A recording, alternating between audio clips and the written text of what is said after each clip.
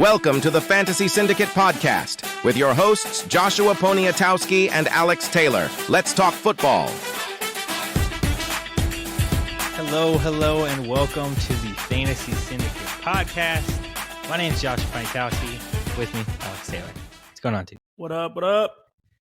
So last time we all left you, we had a story about peanut butter and jelly. It was kind of our intro. I botched it a little bit, but Alex is on the same page. If you remember, if you were listening, this past week, me and my wife were getting some ice cream, and I was like, you know what? Let me get some peanut butter and jelly ice cream.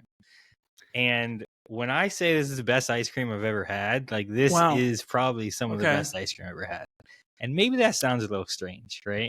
But now, is that like a store-bought situation, like a Publix situation, or is this like an ice cream shop situation? Yeah, I think I got it from Publix actually, and it was some like small container, it was some weird name like Mr. Biggles, and I was like, you know what, peanut butter and jelly, it's a sign.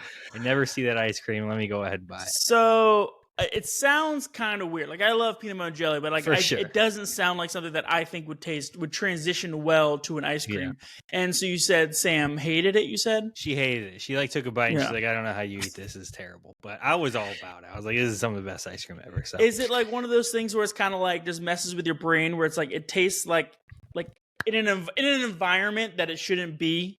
You ever have those situations?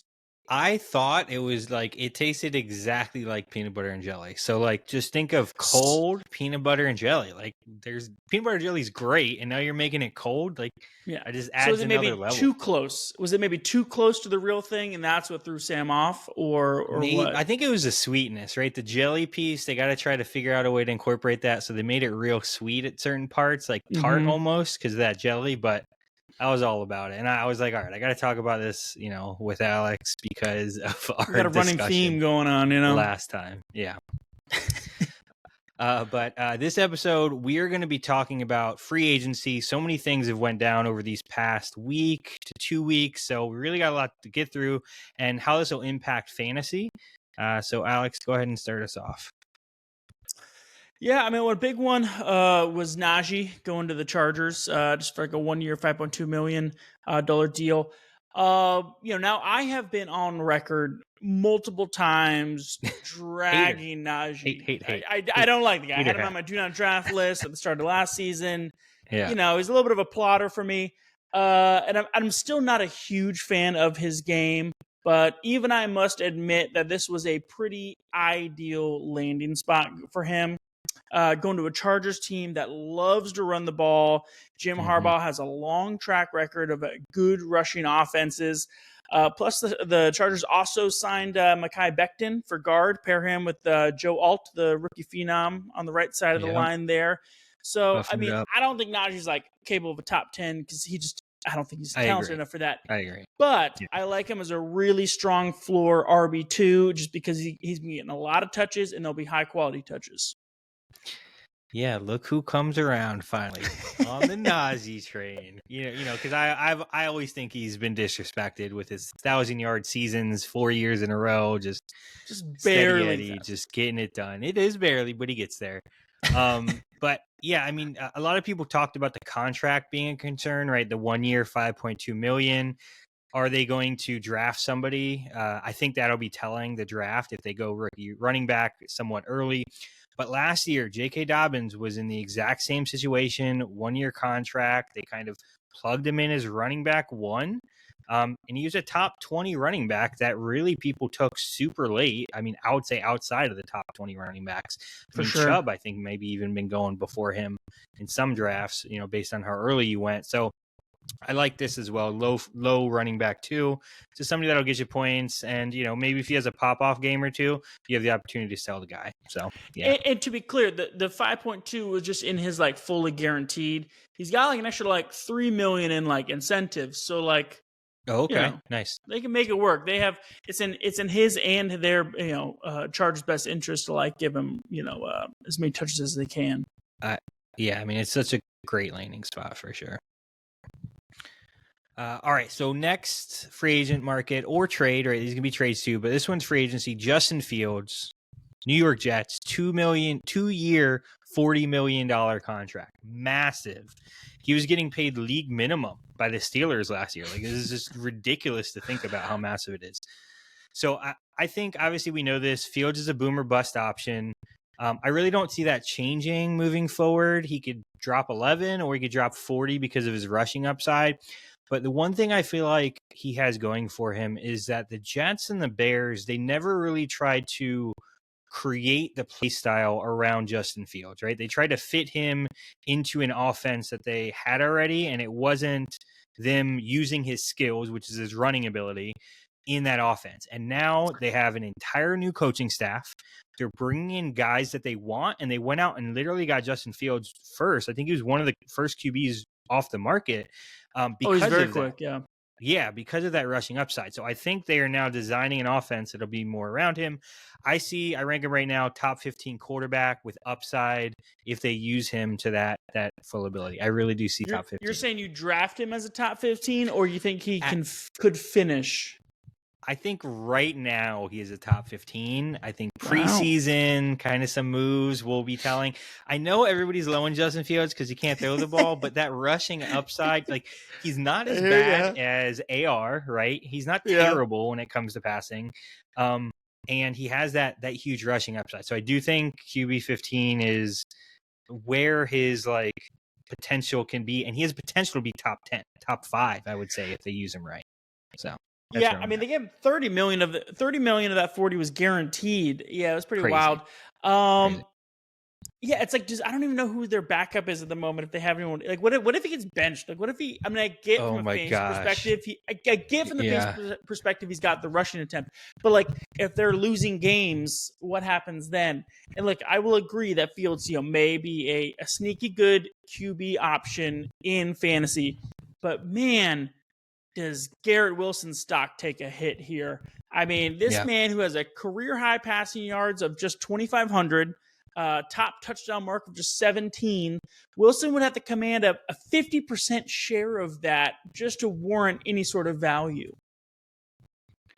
Yeah, with Garrett, it sucks for him because he has had 9 different quarterbacks over the past 3 years. And the best one of that entire list is a 41-year-old Aaron Rodgers who, let's be honest, didn't look fantastic.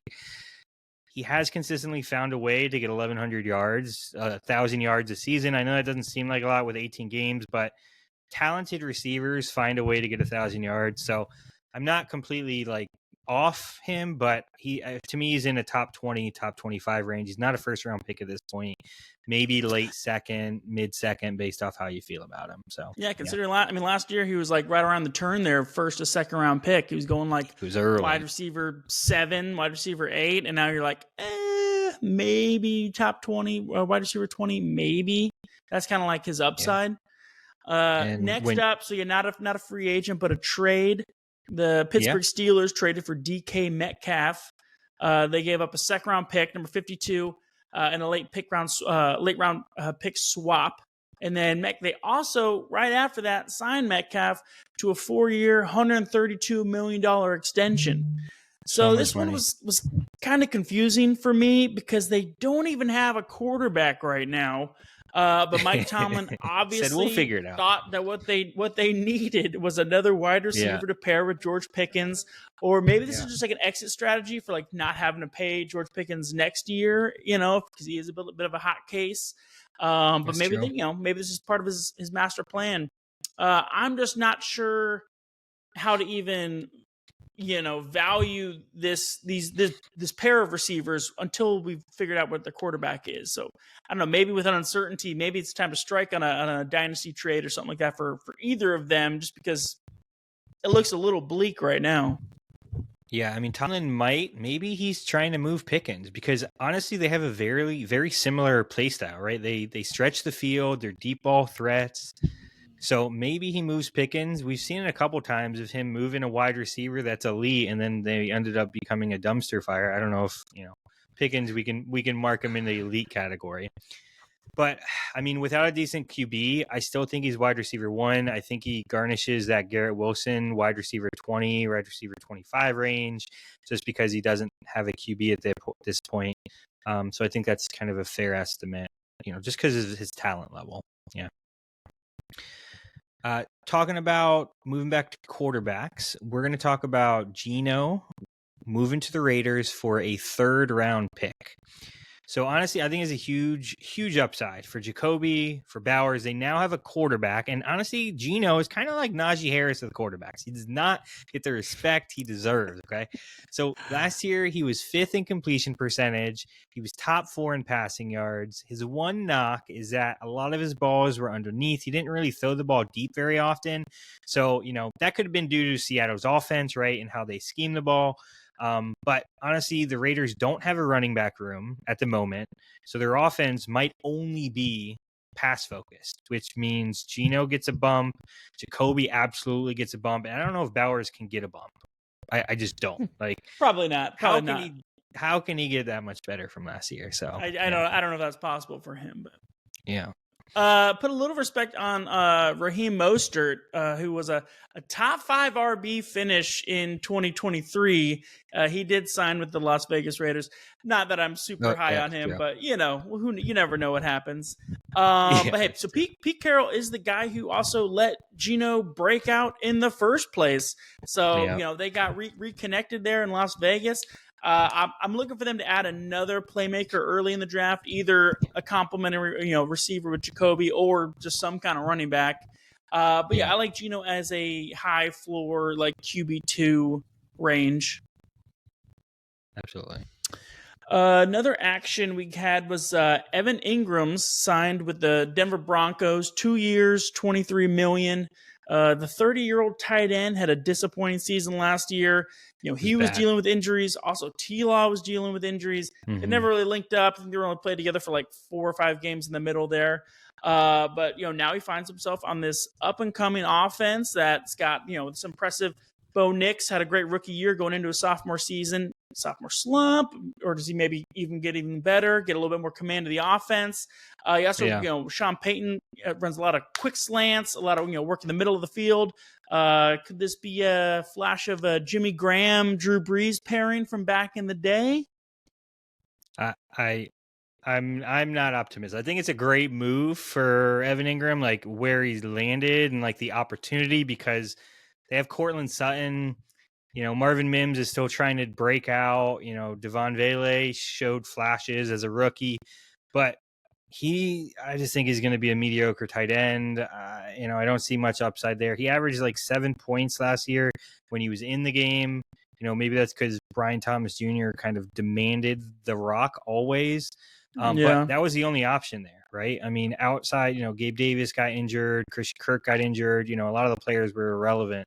So I don't know. I think I'm not expecting much from Evan Engram. When we get closer to the season, we'll see how that rolls out. But I probably won't have him high on my tight end list, to be honest. All right, there it is. Deebo. So Deebo went to the Commanders, 5th-round pick. As a Niners fan, I'm disheartened because 1, obviously Deebo is a great addition to the team, but 2, I felt like they got fleeced. Like, just a 5th-round pick for Deebo. I know people got to pay him and he had a contract, but like, give me a break. So anyways, I'll get off my soapbox with that. And the Niners, I think this trade hurts both Scary Terry and Deebo. Like, if I had to choose one of the two to have, I would honestly take Terry over Deebo, simply because we know Deebo is going to get injured. It's going to happen at some point. It's just kind of his MO. It'll happen at some point in the season. But also, we don't know how he's going to be used in an offense. That was a huge benefit to him being on the Niners, is he was like that Swiss Army knife. He'd come in at running back. They'd run end arounds, like to give him the ball in the red zone. Like, they would get creative ways to get the ball in his hands. I don't know if that's going to happen, though, right? They have Jaden Daniels, who is already dynamic on the ground. He can move, run the ball. So I just don't see that happening. I also don't see 2,000-yard receivers in Terry and Deebo next year, even though that offense has looked so ridiculously productive. So I'm just a little worrisome that, the split's going to happen between the two. It's hard to I mean, to me, I don't even think it's close between the two. I think Scary Terry is definitely way higher than Deebo. Yeah, Deebo he always, even if he's playing, it just seems like he's dealing with something, and you never he'll be out there and then play for first drive and then be out, and you're just you're frustrated more than not. It's tough. So I wonder if it may be better for him that he is going to an offense that kind of does have a proven number one in Scary Terry, as opposed to the Niners. Brandon Ayuk had he's kind of had some hot cold streaks. It was kind of they were kind of different play styles. You never knew which one of them was really going to break out that game or that stretch. Yeah. But he's going to Scary.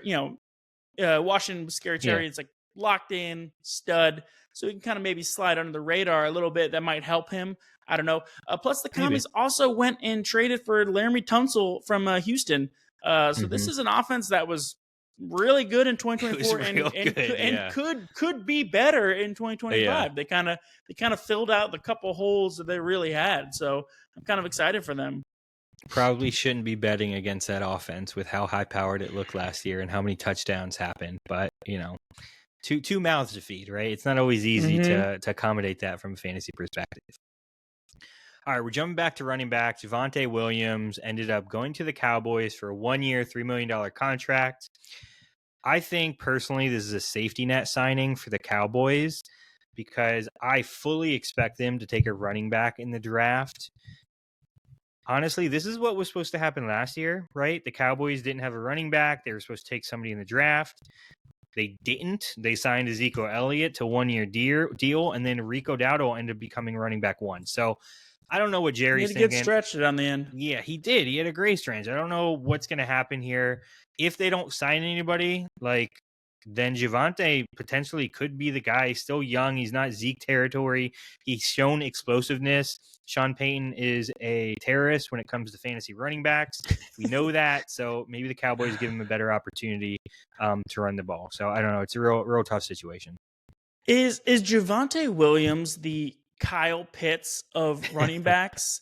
It just seems like every year someone can make a case for all right, he's gonna pop out, he's gonna be he's gonna be a high upside sleeper pick, and then every year he just crashes out repeatedly. I don't know. So yeah, I mean, I guess if we go in a training camp and he's the number one, maybe he warrants a draft pick. But if they draft anyone decent, I'm skipping over him. That's a great example because his rookie year he had 900 yards, over 900 yards, 4 touchdowns, and as a rookie running back, it's not 1,000, but that's fantastic, right? That's great. Same thing with Kyle Pitts, and then after that, he just wasn't so good. So that's a great connection there. Next up, we got Davante Adams. He signed with the Los Angeles Rams for 2 years, $44 million. This one's exciting to me. I don't know. I'm excited. I mean, Stafford also decided he's coming back. You got Kyron and Puka, already proven studs. I mean, if they can figure out their O-line situation, they dealt with a lot of O-line injury last year. It really just disrupted their whole flow. So, I mean, if they can figure that out, he is 32, and he has had a confusing timeline lately. Last couple of years have been a little streaky, a little hot, cold. But he does still boast 5 straight 1,000-yard seasons, all with 8 or more touchdowns. Right now, he's looking at rankings. He's fallen to about wide receiver 20. But I would be smashing him in that range and drafting. I think he could easily crack top 15, and if things go right, maybe a top 10 receiver option. So you are much higher than I am on him. This man is 32 years old. Okay. I know it doesn't sound like old because I'm older than 32 and so are you, but from a wide receiver perspective, in the NFL, that is a big deal. Puka is the clear-cut wide receiver one, right? There's no discussion there. He's going to be the wide receiver one. I don't think Adams breaks top 15 unless Puka gets injured. I really don't see that happening. And the reason why is because I look back, okay, so this is an interesting data point. Over the past 5 years, there's been a total of 3 wide receivers who have had a fantasy relevant season that were 32 and older, okay? Ironically, this all happened in 2023, crazy enough. So Adam Thielen at 33 with the Panthers finishes wide receiver 25, right, which is still below that threshold. D-Hop with the Titans at 32 finishes wide receiver 22. All these guys had over 1,000-yard seasons, by the way. And Keenan Allen at age 32 with the Chargers, this was the monster year. We went crazy off. He was wide receiver 8. So I don't think he breaks into wide receiver 10. I don't think that happens, but there is discussion for top 20 to 25. I think that's a fair estimate. I mean, I would say just because of age. Other than D-Hop, and that's an argument to be made. I would say, I mean, Davante Adams is clearly better than Keenan Allen and Adam Thielen, and he's probably better than DeAndre Hopkins too. But at least that's an argument you could have. Okay. Like talent level. What year was that in D-Hop? Like, who was his quarterback too? What year was that? It was 2023. Yeah, so it was, I think, Levis maybe was slinging, or Mason Rudolph. Rookie year Levis. Nobody good. Nobody good. Levis, and he still got to wide ball. receiver 22. I'd say that's a success. Now Davante's got Stafford thrown to him. Yeah, he does have Stafford, so it's an upgrade. All right, you convinced me. I'll say cornerback 2 coverage. Yeah, I would say wide receiver 15 and 20 then. Based off what talent level, that makes sense. I would say quarterback upgrade versus some of these other guys. Okay, I'm 15, system 20 range. McVay system. Yeah, McVay system huge. Like they constantly. There's another thing for sure, but I'm still giving it 15-20. I'm not saying top 10. I think that's an anomaly what Keenan Allen did, so But you did sell me on bringing me up a little bit when it comes to Dwight. All right. I'll give you that. All right, moving over quarterback, Sam Darnold, massive freaking contract. 3-year, $100 million, which I know doesn't sound massive for a quarterback, but in reality, this man was a backup quarterback. He got plugged in on a 1-year deal, making, very small amount of money for a quarterback, and now he just signed a 1 year later, 3-year, $100 million contract. Massive. They also signed Cooper Kupp, which is the Seahawks, 3-year, $45 million deal. If Sam Darnold plays like he did last year, I'm super high on JSN, obviously. Cooper Kupp's going to be in the same situation, though. He's 32 years old for the start of the season. Same situation as Adams. I'm lower on Kupp than I am on Adams because of McVay's offense and that situation there. But I'm still not sold on Kupp. I would have to move. I have him outside of my 25, maybe top 30 area. Even though I believe Kupp can figure it out and bounce back, it's going to be tough to make that. Oh, I mean, you're telling me, but I got personal bias. I had him on my roster during that playoff run when he was putting up straight zeros for like so 3 straight weeks. Yeah. I think it was like one catch for 7 yards over like a 3-week stretch. So yeah, I mean, I'm Cooper Kupp. I'm not touching probably this year unless it's like deep, unless it's like round 12 maybe. Yeah. Dang, not at all. Man, okay. I mean, plus new offense, not McVay. I like Sam Darnold. I think he's okay. I'm not like hyped about him. I'm not really touching Cooper Kupp very early. Good to know. So the Bears went out and got themselves an entirely new O-line. Caleb Williams was sacked 68 times last season. This was the 3rd highest total in NFL history. Oh, I didn't know that. So they were like, all right, we got to change this. We got to do something. Went out, got an entirely new interior on their O-line. Traded for Jonah Jackson, guard. Traded for Joe Thuney, guard. And also signed Drew Dolman, center. New coach, Ben Johnson, says, like, I got a plan for success, and it starts up front in the trenches. And he was not messing around. Caleb was not as successful in 2024 as people were expecting. But now Chicago has all the pieces around him. They got the playmakers last year. They got DJ Moore and everybody. They got Rome. So now we got playmakers. Now you got the O-line. Now you got your offensive coach. You got to go out and do something in 2025. I'm excited about him. I got a little burnt by them last year, so I'm a little guards up a little bit, but I do think they could be much improved. Yeah, his sack percentage was like 19%, which is it was crazy. Ridiculous, like absolutely insane. And yes, I think obviously the O-line has an impact on that, but I think it more so has to do with his throwing motion and how long he waits to throw the ball, right? It's not a bad thing. He was very careful with the ball. He didn't throw many interceptions, right? Like he protected the ball very well, but that is, maybe reflect his throwing motion, decision-making, those types of things. I forget what the stat is. I'll have to go look it up. But when rookie quarterbacks typically have above a 10% sack rate, low success rates typically follow. I don't think that's going to be true for, Ben Johnson, the new offensive line, like all the weapons he has. So I don't think that's going to be hold true this time. But the data does say when it's above 10-ish%, that's when rookie quarterbacks after their first years tend to not do well. He did play all 17 games though. He was tough, showed toughness. I mean, getting beat up out there, and he kept playing. So gotta give him credit on that. For sure. I definitely don't want to get sacked 68 times by, a 300-pound defensive lineman. So there's toughness in there for sure. Talking about like another team aspect, the Texans. So Houston has a completely new offensive coordinator, Nick Haley. What they've gone out and so far have done, they've added 3 wide receivers, one of them being Christian Kirk, and they lost 3 starting offensive linemen, which is insane to me because CJ Stroud, only below Caleb Williams, was sacked 52 times last year. He was second in the league. And he had a sack rate of almost 10%, right? Which is that magic number. Even though he's not a rookie though, so it's a little bit different. But for them to go out, sign wide receivers, one that tells me Diggs is probably not coming back if they went out and got Kirk, but different play style, maybe not. But more so, like, what are they doing to CJ Stroud? You just lost 3 offensive linemen, and he was the second highest sacked quarterback. He must be not happy with his offseason. So hopefully they make moves.